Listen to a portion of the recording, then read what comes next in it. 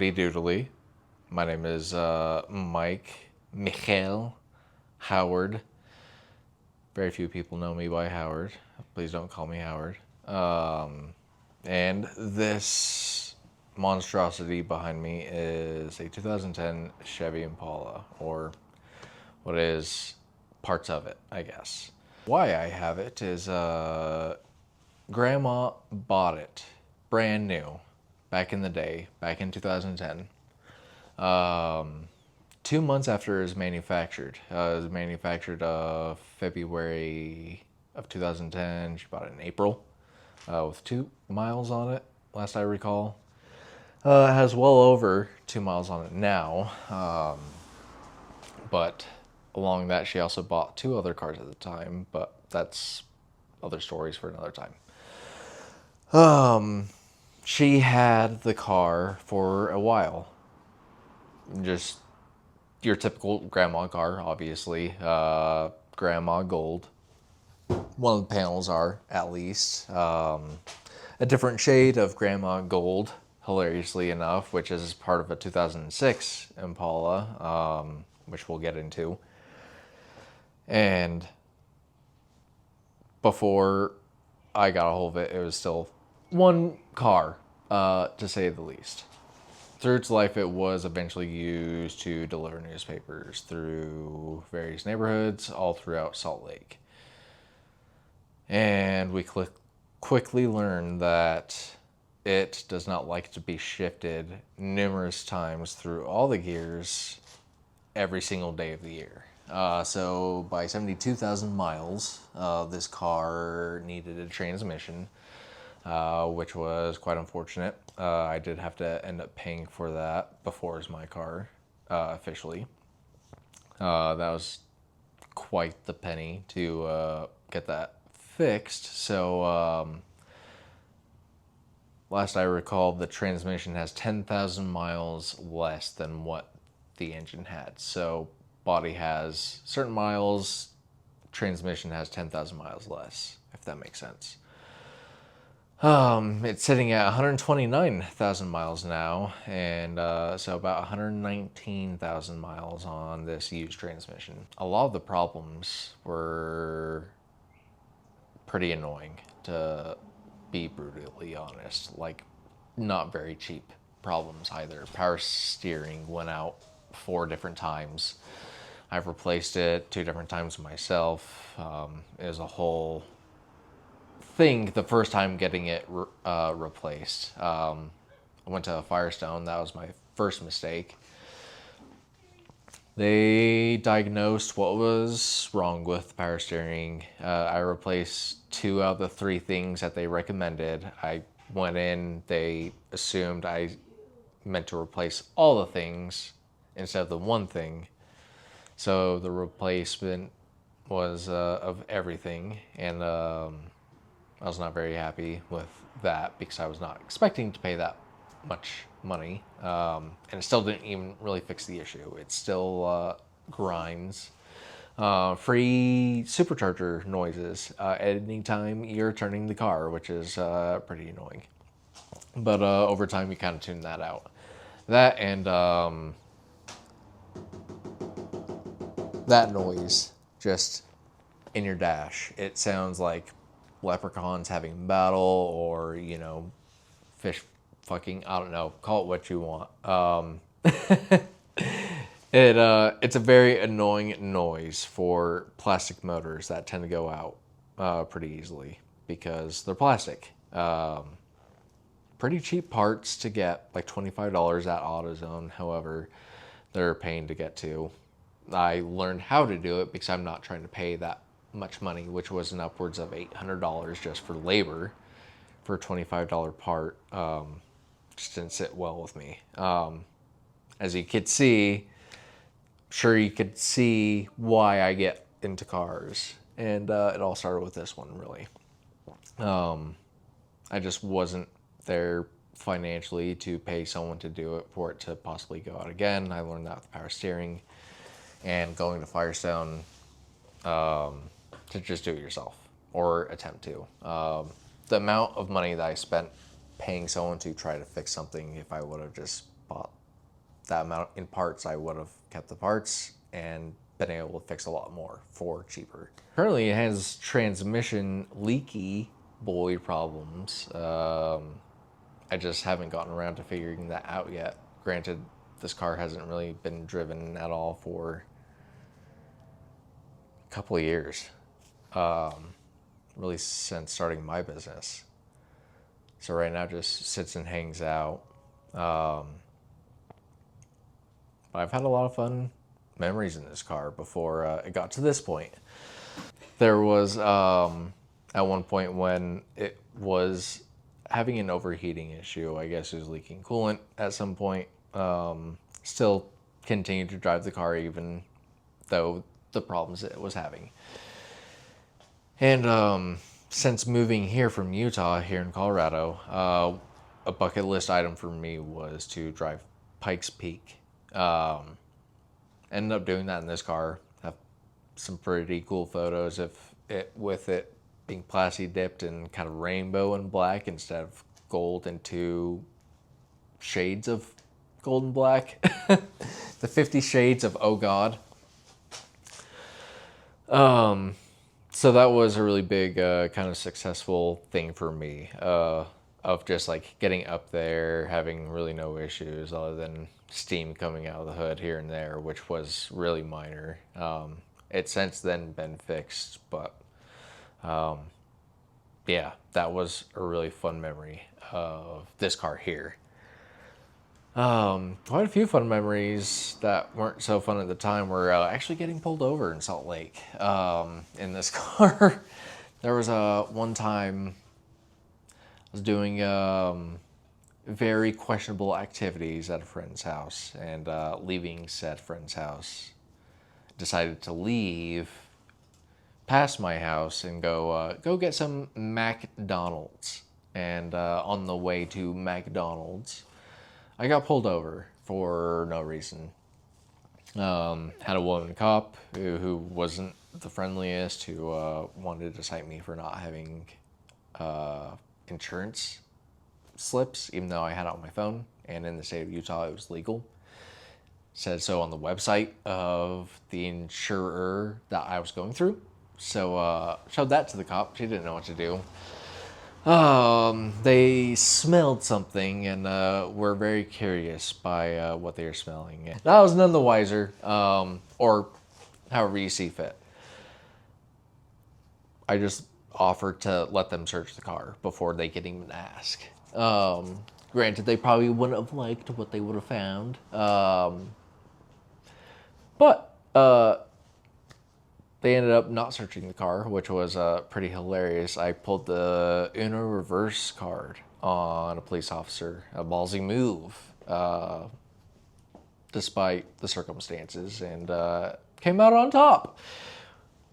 So after that ordeal, I got my McDonald's, and well, I celebrated with McDonald's of just not getting yanked out of a car that night. So that was wonderful. And made sure to avoid those circumstances again. So before I stopped driving the car, financially, I couldn't exactly take care of the car for what it was. So I moved here out of Utah and continued to have expired registration for a while. Hilariously enough, it's still not registered here in Colorado. I still have my Utah plates on it from 5 years ago. And I wasn't insured at the time, too. Hilariously enough, still not insured because I don't drive it, so I don't have a need to insure it. But I was driving it at the time, which was also a bad move. I hilariously in an unfunny way, I had a little bit of a fender bender in this car as well. It was in the snow. So not only in the same week going to work in this car, I slid into a curb, popping one of my tires, which I had to put my spare on that day, which was wonderful. Luckily, I didn't have to do that in the snow, so that was a plus. But before that happened, there was a time I was slipping in the snow, Shocker. I should probably slow down in the snow, especially with bit balder tires. Um, a gentleman was pulling out in front of me and pulled out ever so slightly enough to where my bumper exchanged paint with his bumper. He essentially got some of my Plasti Dip on his bumper, which, if you know, Plasti Dip is just peelable auto paint. You could take lacquer thinner or solvent and then wipe it away in seconds.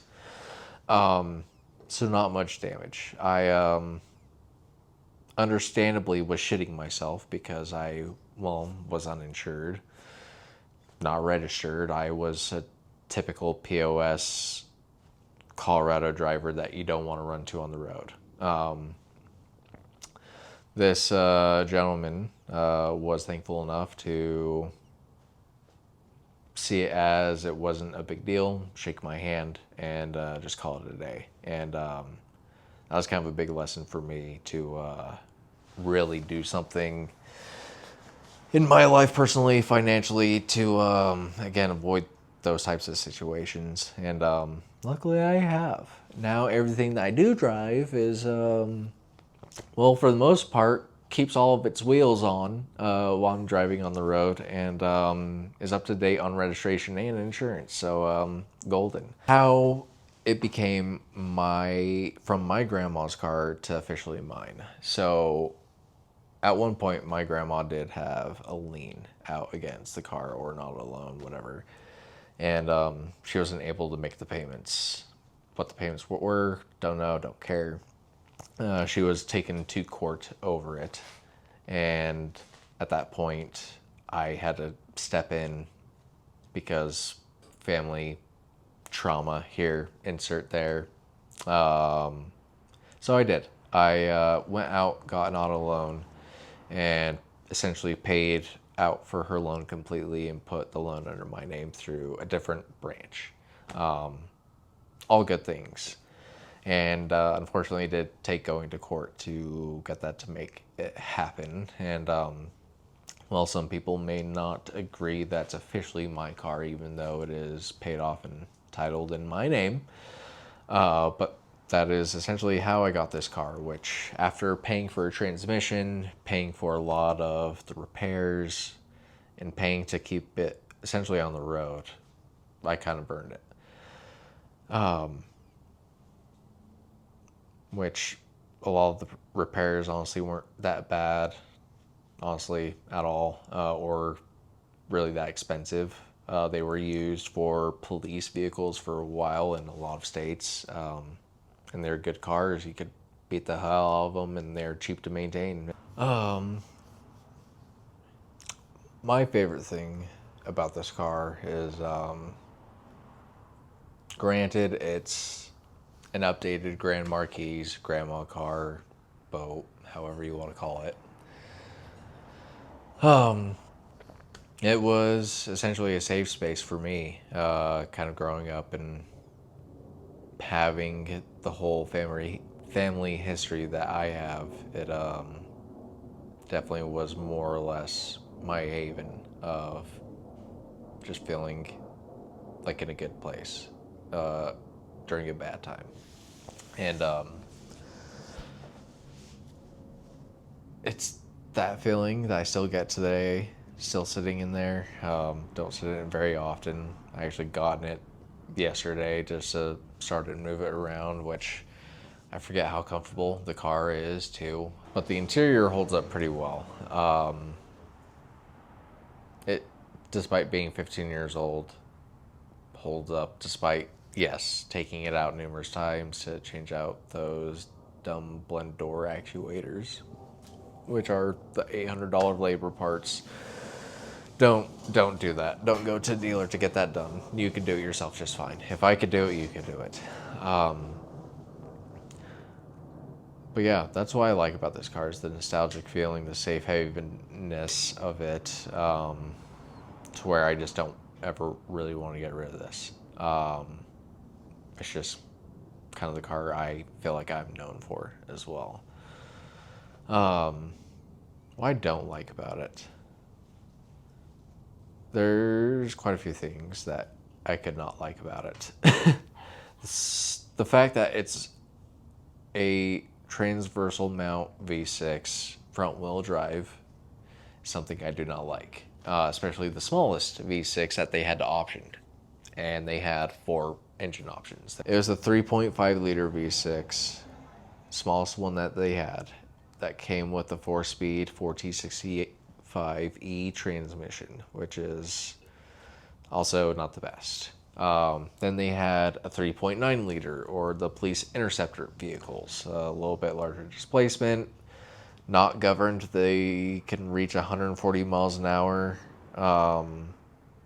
Pretty sustainable, in my opinion. Especially when you do like upgraded brakes and stuff like that, which I have on this right now. Some slotted and drilled rotors, which are rusting right now from not driving it at all. Then there was a 3.6 V6 with a VVT transmission, which was a 6-speed.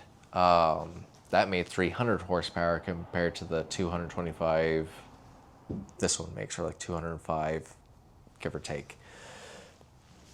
That with a VVT transmission, or sorry, CVT transmission, it just stayed in the power band at its happy place, and so that thing like scoots.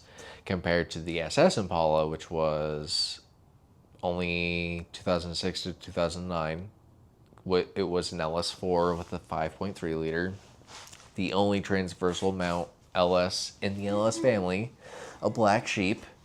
They have really great heads, 283 heads, just kind of a shitty engine. Still has DOD, AFM, you still have to get it tuned out or do something about it. Only made 300 horsepower as well, which if you're only making 300, you could get the 3.6 V6. It's making the same, and you get more with the 3.6 because it was a limited from 2014 to 2016, which Impalas for some reason had 2 different body styles for those years specifically until it was discontinued in 2020.